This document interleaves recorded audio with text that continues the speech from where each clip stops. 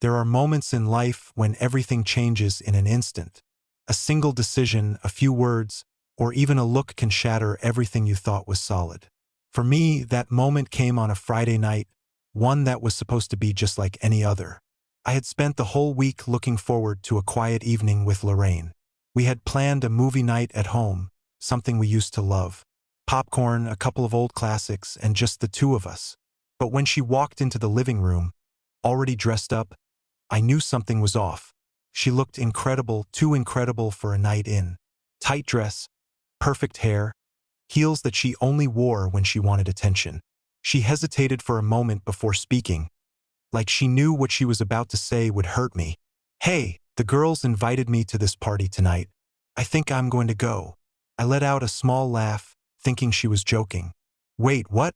We planned this night together." "I know," she said quickly, grabbing her clutch from the table. "But it's just one night. I'll be back later." Her words stung. It wasn't the first time she had chosen nights out over me lately. I had noticed the shift. How she was always checking her phone, how she got irritated when I asked who she was texting, how she started putting more effort into her appearance when she was going out, but not when she was with me. "Lorraine," I started, my voice calmer than I felt. "This was our night. We made plans." She sighed, annoyed. "It's just a party.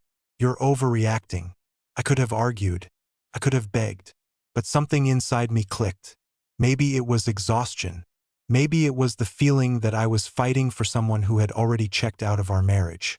I watched as she grabbed her keys and walked toward the door. "I'll see you later," she said over her shoulder. She didn't look back.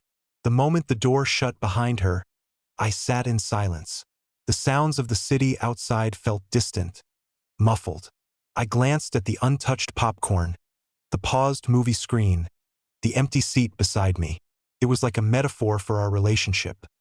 Something that had once been warm and full, now just a cold, abandoned plan. And then, without thinking, I grabbed my own keys. I wasn't going to wait for her to come back. I was done waiting. I don't remember much about the drive that night, only that I didn't have a destination in mind. I just drove. The city lights blurred past me, neon streaks reflecting off the windshield. My mind too numb to focus on anything specific. My phone buzzed on the passenger seat, but I ignored it. I knew it wasn't her. Lorraine was probably too busy laughing, drinking, and dancing to notice I was gone. I should have been angry. I should have felt betrayed. But the strongest emotion I felt in that moment was something else entirely: exhaustion. Not the kind you feel after a long day at work, but the deep, soul-crushing exhaustion that comes from years of trying to hold onto something that keeps slipping through your fingers. I had spent so much time making excuses for Lorraine, convincing myself that she was just going through a phase, that she still loved me the way she once did. But love doesn't feel like this. Love isn't one person always waiting while the other walks away. I pulled into a small, dimly lit gas station on the outskirts of town, the kind of place that felt frozen in time, where the cashier barely looked up from his magazine and the flickering fluorescent lights hummed in the silence. I grabbed a coffee from the machine, even though I wasn't thirsty, just needing something to hold, something to keep me anchored. As I sat in the car, sipping the too-bitter coffee, I thought about the last few months, about how Lorraine had changed, how I had changed. The way she would turn her phone screen away from me when she texted. The way she came home later and later, her stories growing thinner and more rehearsed. The way she rolled her eyes whenever I tried to talk about our future.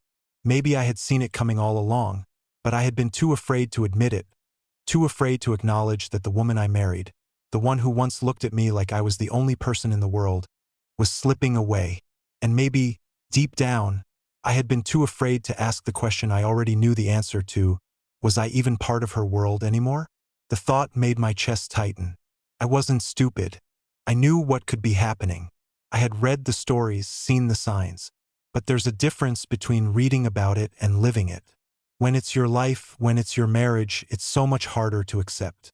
You tell yourself you're imagining things, that you're just being insecure. You hold on, hoping for proof that everything is fine. But sometimes the proof never comes. I glanced at my phone again. Still nothing. A strange thought crossed my mind. one that I had never allowed myself to entertain before. What if I didn't go back? What if I just kept driving? If Lorraine could so easily choose a party over me, maybe it was time I made a choice too. Maybe it was time I stopped waiting for her to realize what she had. Maybe it was time I walked away. I didn't decide right then and there, but I knew in that moment that something inside me had shifted. And once something like that changes, there's no going back. I don't know how long I sat in that parking lot, staring at the cracks in the asphalt while my coffee went cold in my hands. The night was quiet, except for the occasional car passing by, its headlights sweeping across my windshield before disappearing into the dark. I could have driven home. I could have gone back, sat on that couch, and waited for Lorraine to return like I always did. But something inside me had shifted. A weight had lifted, not in a way that felt freeing, but in a way that felt like something inside me had finally given up. I had spent years trying to keep our marriage together, holding on to the memories of what we used to be. But what was I really holding on to? The version of Lorraine I fell in love with? The laughter-filled nights when she used to grab my hand and pull me into the kitchen to dance? The way she used to whisper, "I love you," like it was a promise? That Lorraine didn't exist anymore. I checked my phone again. No missed calls, no texts. She hadn't even noticed I was gone. That realization hit harder than anything else. So I made a choice. I booked a motel room on the other side of town, not because I needed a place to stay, but because I needed space. I needed to be alone with my thoughts, away from the walls of that apartment, away from the silent reminders of a love that was slipping through my fingers. The room was small and smelled faintly of old carpet and stale air conditioning. But for the first time in a long time, I didn't feel suffocated. I didn't sleep much that night. Instead, I lay on the stiff motel bed, staring at the ceiling, replaying everything in my mind. The late nights, the excuses, the way she never reached for me anymore. I wondered if I had been blind or just too afraid to admit the truth. Had she already made up her mind about our marriage long before this night? Was she waiting for me to be the one to say it out loud? Morning came and still no messages from her, no missed calls. She was supposed to come home. She was supposed to notice that I wasn't there. Instead, she had done what I had feared the most. She had moved on with her night as if I never existed. I didn't go home that morning. I drove to a diner instead. A small place with faded blue booths and a waitress who called me Han when she poured my coffee. I sat there for hours, staring at my phone, waiting for something, anything. But it wasn't until late afternoon that I finally got a message. "Lorraine, you didn't come home last night. Where are you?" That was it. No concern, no apology, just a simple, detached question. I stared at the screen, my thumb hovering over the keyboard. I could have told her the truth. I could have asked her why she didn't care enough to call sooner. Instead, I just put my phone down and took another sip of coffee. Let her wonder. Because for the first time in years, I wasn't the one waiting. I didn't respond to Lorraine's message right away. Maybe I wanted to see if she'd follow up with another text. Maybe I was testing her, seeing if she actually cared enough to pick up the phone and call. But she didn't. Hours passed, and my screen remained empty. No missed calls, no frantic apologies, just silence. It was strange how quickly silence could say more than words ever could.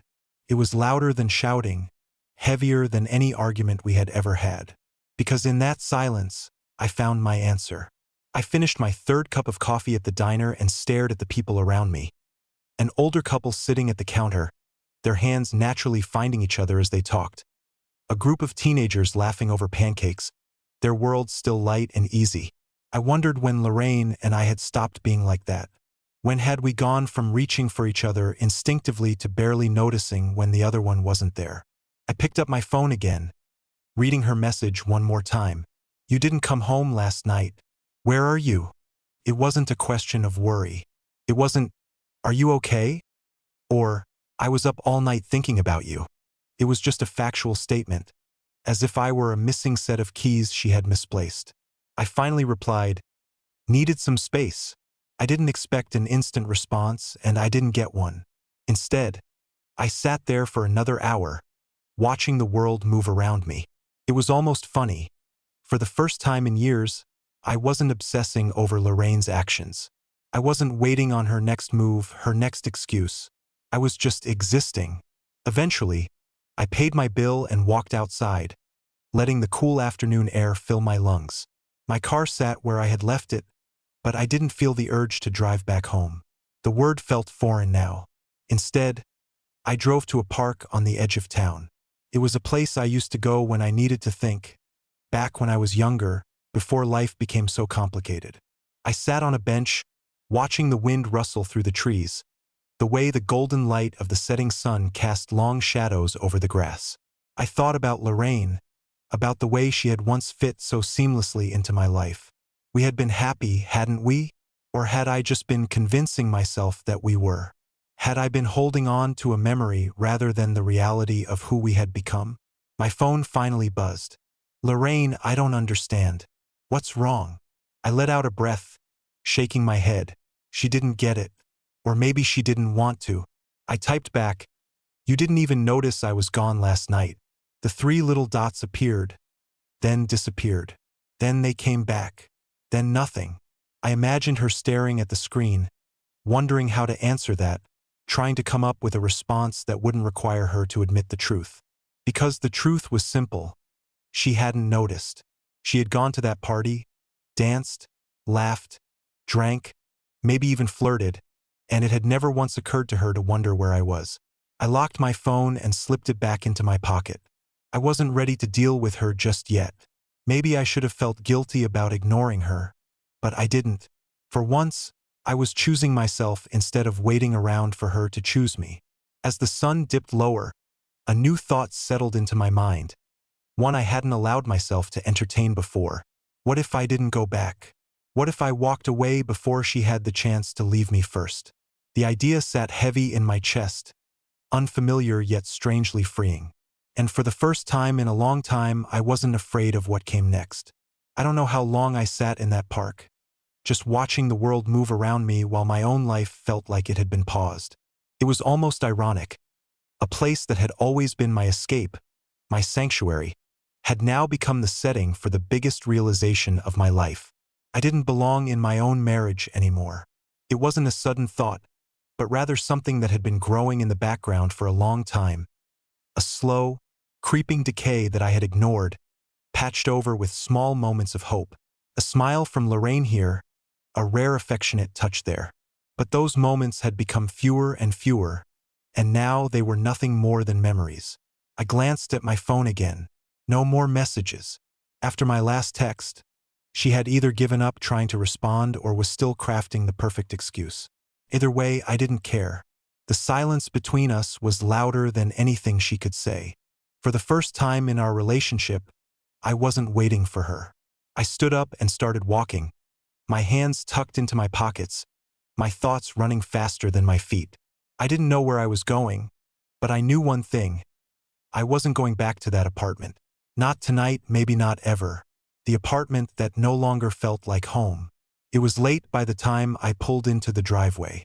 The lights were on inside, a shadow moving past the living room window. She was home. Part of me had expected to find an empty house, maybe even an angry note left behind. But no, she was still there, still living her life as if nothing had happened. I sat in the car for a few minutes, my fingers tapping absent-mindedly on the steering wheel. I could feel the weight of the moment pressing down on me. If I walked in now, what would I even say? Would I pretend everything was fine? Would she? Would we keep up the silent charade, acting like two strangers forced to share the same space? Or would I finally be honest? I took a deep breath and stepped out, the night air crisp against my skin. The front door wasn't locked. Of course it wasn't. Lorraine had never been the type to worry about things like that. She always assumed someone else would take care of it. That someone used to be me. When I walked inside, she was standing in the kitchen, a glass of wine in her hand. She turned when she heard me, her expression unreadable. There was no anger, no relief, just nothing. "You're back," she said simply, as if I had just come home from a quick errand. I nodded, taking off my jacket and tossing it over the back of the chair. "Yeah." A few seconds passed before she spoke again. "Where were you?" The question was casual, almost as if she was asking about the weather. Does it matter? I replied, my voice quieter than I expected. She frowned slightly. Of course it matters. You didn't come home last night. I scoffed, shaking my head. Funny, you didn't seem to care last night. That hit her. I could see it in the way her grip on the wine glass tightened, the way her lips parted slightly, as if she was about to defend herself but didn't know where to start. I didn't know you were gone, she admitted, her voice barely above a whisper. And there it was, the truth, the confirmation of everything I had feared but already knew deep down. I let out a slow breath, nodding. Yeah, I figured. Look, I'm sorry, okay? I didn't realize. I was just out with friends. I didn't think you'd. Didn't think I'd what? I interrupted. Notice? Care. She hesitated. I didn't think you'd just leave like that. I let out a short, humorless laugh. That's the problem, Lorraine. You don't think about me at all. She blinked, her mouth opening and closing like she wanted to argue. But no words came out. I could see the cracks forming in her carefully crafted composure. The way she suddenly seemed to realize this wasn't just another small argument that would pass by morning. This was different. I ran a hand through my hair, my exhaustion catching up to me all at once.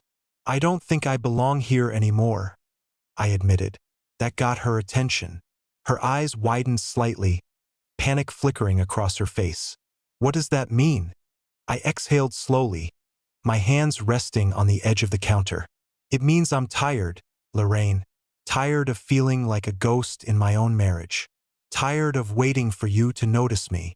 She shook her head, stepping closer. No, you're just upset. You always do this. Get dramatic over nothing. Nothing? That single word made something inside me snap. I stared at her, truly seeing her for the first time in years. This woman, the one standing in front of me, trying to minimize my pain, dismiss my feelings, was not the woman I had fallen in love with. Or maybe she was, and I had just been too blind to see it before. Either way, I knew one thing. I was done waiting for Lorraine to care. And for the first time in our entire marriage, I was going to put myself first. The moment hung between us like a fragile thread, ready to snap. I could see it in her face. Lorraine was trying to find a way to brush this off, to push everything back under the rug like she always did. She wanted to believe this was just another fight, another moment where I'd eventually cave, where I'd swallow my pride and let things go. But for the first time, I wasn't going to. She folded her arms across her chest, her expression hardening. So what are you saying? That you're leaving?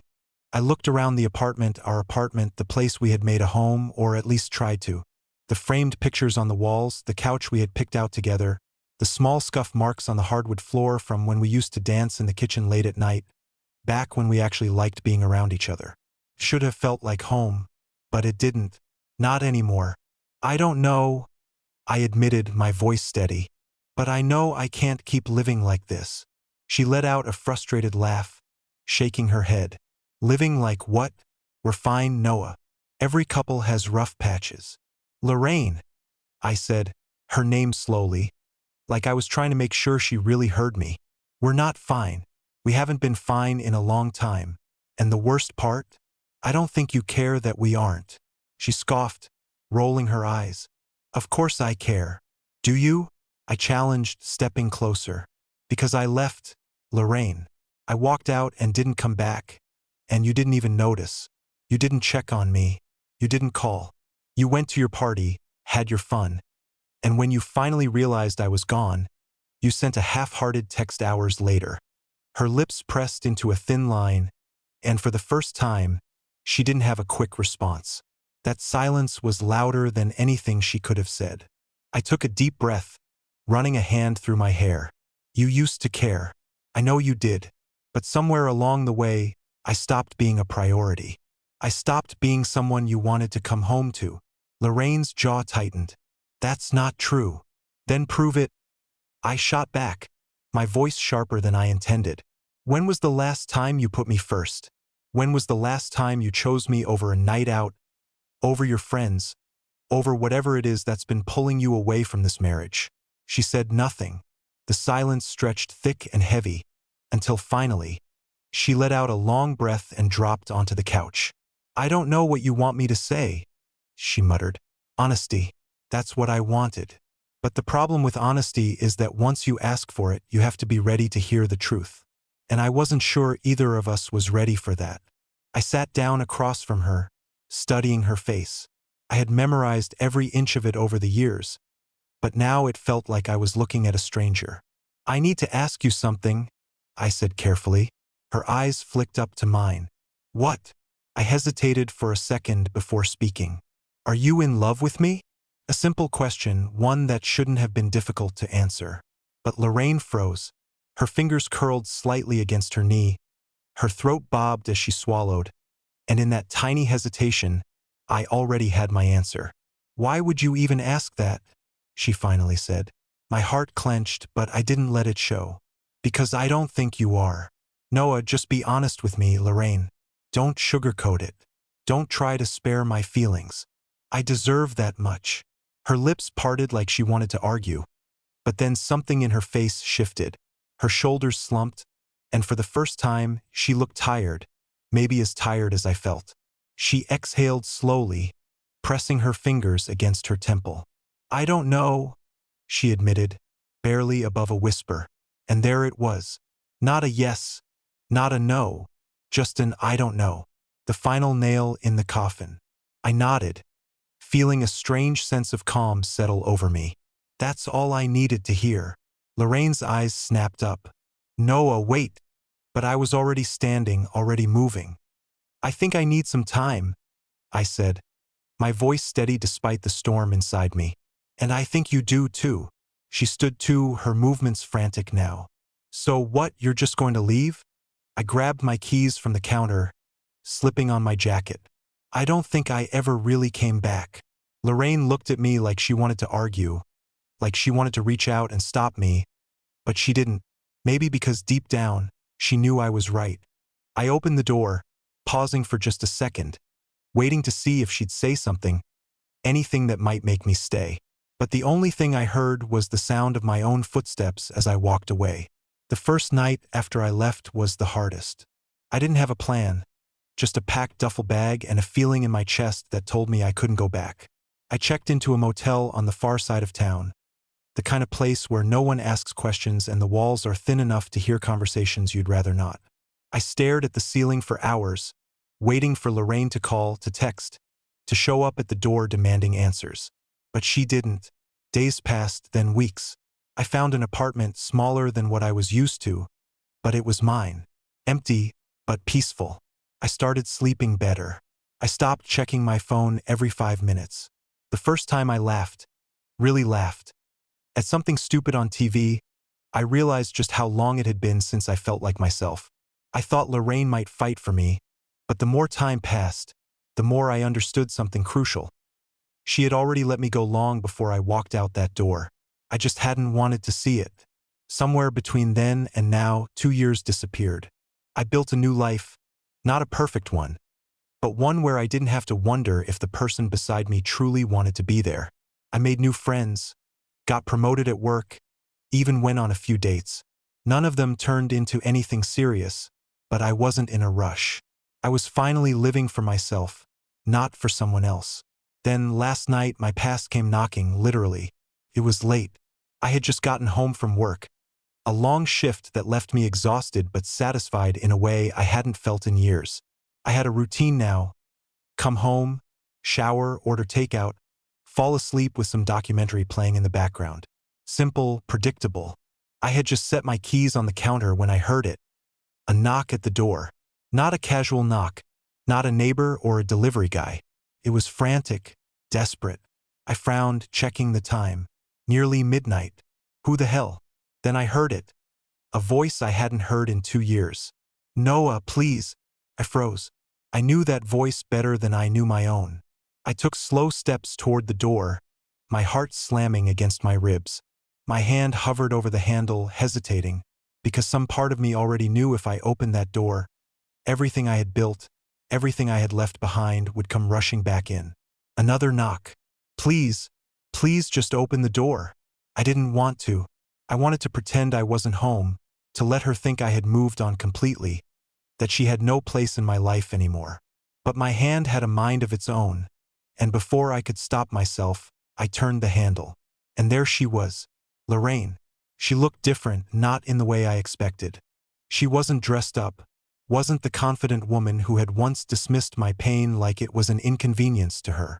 Her hair was a mess, her face streaked with tears. She had never cried in front of me before, not like this. For the first time in years, she looked vulnerable. And for the first time in years, I felt nothing. She let out a shaky breath when she saw me. Her voice cracked, and she swallowed hard. I didn't know where else to go. I didn't respond. I just leaned against the doorframe, waiting. She glanced down, wringing her hands together. I've been trying to call you. I almost laughed. 2 years, Lorraine. You had 2 years. She winced, nodding. I know. I don't deserve this. But I need to talk to you. Please. I should have told her no. I should have shut the door in her face. But curiosity got the better of me. I stepped aside, letting her in. She walked in hesitantly, as if she didn't recognize the man standing in front of her anymore. Maybe she didn't. I wasn't the same person she had left behind. I watched as she looked around my apartment, her eyes taking in the space that had nothing to do with her, nothing to do with us. You really moved on, she whispered. I crossed my arms. What did you expect? She let out a bitter laugh, wiping at her face. I don't know. I guess I thought. Maybe. She shook her head. It doesn't matter. God, I messed up. I didn't say anything. I just waited. She swallowed hard, looking up at me. I thought I was happy, Noah. I thought I was living the life I wanted. But it was empty. So empty. I was empty. And I kept thinking about you, about the way I pushed you away, about how I never fought for us. And I hated myself for it. I clenched my jaw, every muscle in my body tense. If she had said this 2 years ago, maybe I would have broken down right there. Maybe I would have taken her back without a second thought. But now I wasn't so sure. Lorraine's voice cracked. I don't deserve another chance. I know that. But I had to see you. I had to tell you that I was wrong. And I'm sorry. I'm so sorry. She finally looked up, her eyes begging me for something. Forgiveness, maybe. And for the first time since I had met her, I had the power. The only question was, what was I going to do with it? Lorraine stood in the middle of my apartment, waiting, hoping. I could see it in her eyes. She was expecting me to break, to tell her that I missed her too, that I had spent these last 2 years longing for this exact moment. That's what happens in the movies, right? The long-lost love comes back, confesses everything, and suddenly, everything is fixed. But this wasn't a movie. This was life. And in real life, love doesn't work that way. I let out a slow breath, crossing my arms as I leaned against the counter. Why now? I asked, my voice calm. She hesitated, looking down at her hands. I don't know, she admitted. I think I was scared. I told myself you didn't want to hear from me, that it was too late.